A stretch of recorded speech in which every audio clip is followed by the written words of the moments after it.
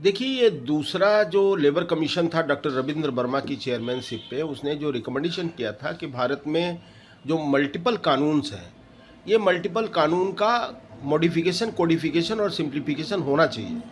और इसको लेके एक लंबी परिचर्चा ट्राइपार्टाइट लेवल पर चली, सरकार से वार्ता हुई और नियोक्ताओं से वार्ता हुई करके इस जगह पर आया। ये हमको लगता है कि 3 ड्राफ्ट के बाद ये चौथा ड्राफ्ट फाइनल हुआ। और ये मुझे लगता है कि भारत के श्रमिकों के इतिहास के लिए ये बहुत ही ज़रूरी कानून है और ये पहले ही लागू हो जाना चाहिए था। आज लागू हुआ है, हम इसका स्वागत करते हैं। और मुझे लगता है कि भारत के की जो मैन्युफैक्चरिंग सेक्टर है, भारत का जो वर्ल्ड ऑफ वर्क है, इसमें बहुत ही चेंजेज आएंगे और ये चेंज से मज़दूरों की जीवन दशा बदलेगी, ये मेरा मानना है। और हम लोग तो बहुत दिन से एक बात सोचते ही थे कि भाई मज़दूर को मिनिमम वेज क्यों नहीं मिलना चाहिए, महिलाओं को पुरुषों के बराबर तनख्वाह क्यों नहीं मिलनी चाहिए, महिलाओं को नाइट शिफ्ट में काम करने की इजाज़त क्यों नहीं होनी चाहिए।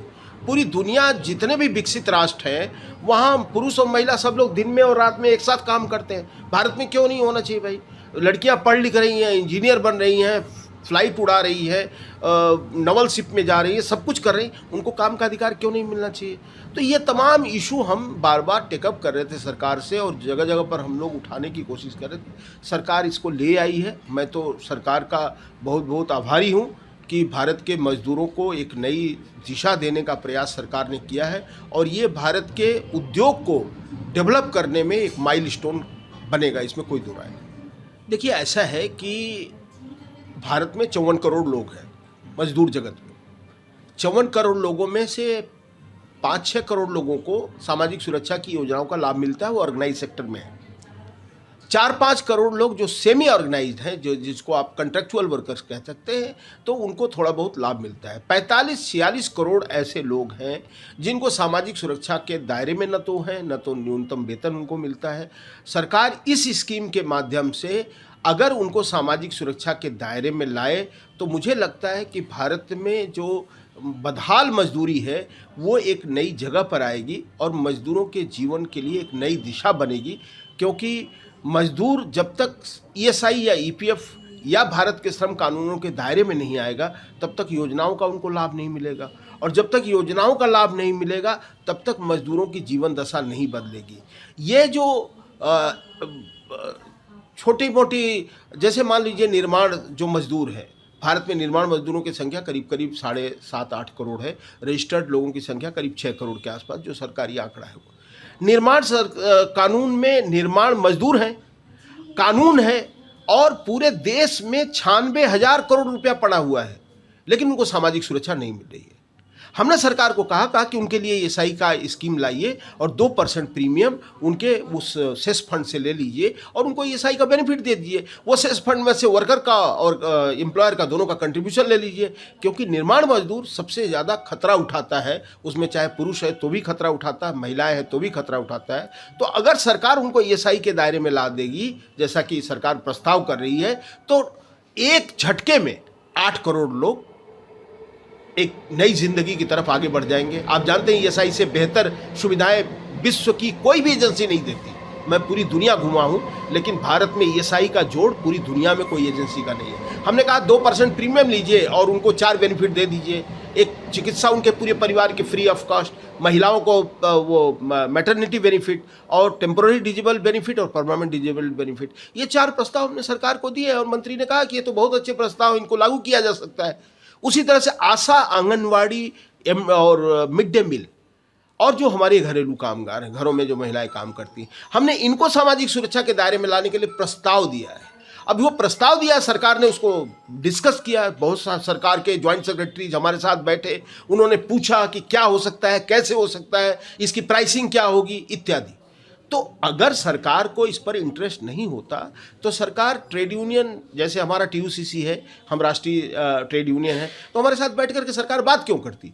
तो सरकार की एक अच्छी इच्छा है, सरकार चाहती है कि असंगठित क्षेत्र के मजदूरों को धीरे धीरे पूरे देश के 44 करोड़ जो असंगठित क्षेत्र के मजदूर हैं उनको हम सामाजिक सुरक्षा के दायरे में लाएं। इसका प्रयास सरकार ने शुरू किया है, तो ये तो हमेशा स्वागत योग्य कदम ही होना चाहिए। ये तो बहुत ही अच्छी बात है क्योंकि देखिए क्या होता है कि जनरली क्या होता है, नौजवान जब आदमी रहता है तो उसको कोई रोग वोग नहीं होता है, लेकिन जब वो किसी फैक्ट्री में या कई जगह काम वो करता है, मुझे मालूम है बहुत सारी फैक्ट्रीज में जहाँ हैजार्डस इंडस्ट्रीज होती है, तो हैजार्डस इंडस्ट्री में जब आदमी 25 साल का नौजवान जब काम में घुसता है तो 30-35 आते आते उसको कोई ना कोई समस्या होने लगती है। और वो समस्या अगर हम 40 के पहले आइडेंटिफाई कर लें या 40 साल की उम्र में आइडेंटिफाई कर लें और उसका हम रोग ठीक कर दें, तो उसका जो जीवन है, जो लाइफ एक्सपेक्टेंसी है, वो भी बढ़ेगी और वो जब स्वस्थ रहेगा तो प्रोडक्शन देगा, तो वो जो कंपनी है वो भी सर्वाइवल करेगी। तो इसलिए ये एक बैलेंस अप्रोच है और पूरी दुनिया में ऐसे नियम हैं, खास करके वेस्टर्न कंट्रीज़ में भी इस तरह का नियम है, तो उसको सरकार ने उनसे कॉपी किया है, बहुत अच्छी बात है। देखिए, मेरा मानना है कि पश्चिम बंगाल में आज 114 छोटी बड़ी जूट मिलें हैं। ये 114 छोटी बड़ी जूट मिलों में अगर पूरी तरह से ये कानून लागू हो जाएगा तो आज जिस तरह से 6-8 कैटेगरी में लोग काम कर रहे हैं, कम से कम ये निर्धारित हो जाएगा कि चाहे कोई भी आदमी काम करेगा, एक सिंगल वर्कर, वो भी मिनिमम वेज जो पश्चिम बंगाल सरकार का है 9,300, वो उसको मिलेगा। तो इससे क्या होगा कि ये जो जूट मालिकों का या वहाँ ठेकेदार जो है या जो कॉन्ट्रैक्टर्स है जो उनका शोषण कर रहे हैं, वो शोषण बंद होगा। दूसरा चीज़ है कि अगर ईपीएफओ और ईएसआईसी का कंप्लायंस स्ट्रांगली हो गया तो बहुत सारी समस्याओं का समाधान हो जाएगा। और जूट और चाय ये पश्चिम बंगाल की बैकबोन है। पश्चिम बंगाल में अगर आज के दिन में बड़ा उद्योग कुछ कहें तो जूट चाय को छोड़ के क्या है। तो ये जूट और चाय के श्रमिकों को अगर आपने जीवन जीने का रास्ता दे दिया, उनको मिनिमम वेजेस दे दिए और सोशल सिक्योरिटी का कंप्लायंस अच्छे से हो गया, तो मुझे लगता है कि इसके बाद यहाँ के जीवन दशा बदल जाएगी, इसमें कोई दो राय नहीं है। देखिए भाई, हम लोग तो राजनीतिक लोग नहीं हैं, तो ये सरकार वो सरकार लागू करेगी कि नहीं करेगी ये तो सरकार का मामला है। सरकार एक इलेक्टेड गवर्नमेंट है, वो जनता के बीच से चुन करके आती है। अब किस सरकार को किसके फेवर में क्या काम करना चाहिए इसका डायरेक्शन तो हम नहीं दे सकते, लेकिन हमें उम्मीद है कि ममता दीदी मजदूरों के लिए अच्छा सोचती है, तो कम से कम ये तो लागू करना ही चाहिए। अब ये अगर वो जो तथाकथित वामपंथी राजनीति के लोग हैं जिनको हर चीज़ में खोट ही नज़र आता है, वो कुछ भी अच्छा करो तो उनको खोट ही आता है, तो दीदी भी कोई अच्छा काम करती तो उनको खोट ही नज़र आता है, तो उनकी बात छोड़ दें। ओवरऑल पश्चिम बंगाल में काम कर रहे मजदूरों को और पश्चिम बंगाल में नए उद्योग लाना बहुत ज़रूरी है, क्योंकि पश्चिम बंगाल में जो इंटर स्टेट माइग्रेशन हो रहा है उसकी संख्या बहुत ज़्यादा है। मैं तो देखता हूँ कि मैं शिलोंग से लेकर के कन्याकुमारी तक कोई ऐसी जगह हमें नहीं दिखी जहाँ बंगाल के लोग नहीं हैं, काम नहीं कर रहे हैं, और वो काम कोई डिसेंट वर्क नहीं है। अगर कोई इंजीनियर बन के जाए, कोई कंप्यूटर का इंजीनियर बन के जाए तो समझ में आता है, लेकिन वहाँ एकदम ब्लू कॉलर जॉब्स वो कर रहे हैं। अगर हमारे पश्चिम बंगाल में उद्योग धंधे आ जाएंगे, हमारे यहाँ काम बढ़ेगा, तो हमारा मजदूर दूसरे राज्यों में क्यों जाएगा। एक ज़माना था कि बंगाल में लोग दूसरे राज्यों से लोग आते थे।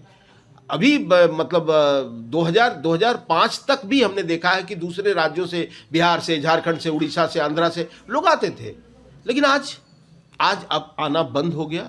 अब रिवर्स माइग्रेशन हो रहा है। जो लोग यहाँ आके सेटल हो गए वो भी अब धीरे धीरे माइग्रेट कर रहे हैं दूसरे राज्यों में काम की जगह पर। तो दीदी को विचार करना चाहिए, इसको एक अच्छा कानून लाना चाहिए। देश की 18 राज्य सरकारों ने तो कानून ला दिया है, और जो राज्यों ने नहीं लाया वो कहते कि हम ये कानून ला के भी क्या करेंगे, हमारे यहाँ तो ये लागू नहीं होते, उनके यहाँ इंडस्ट्री नहीं है। अब नॉर्थ ईस्ट में क्या इंडस्ट्री है जी, हिमाचल में क्या इंडस्ट्री है, गोवा में क्या इंडस्ट्री है। तो जहाँ इंडस्ट्री नहीं है उनका तो खैर छोड़ दो, लेकिन पश्चिम बंगाल तो इंडस्ट्री का एक हब है, यहाँ कुछ सुधार लाना चाहिए।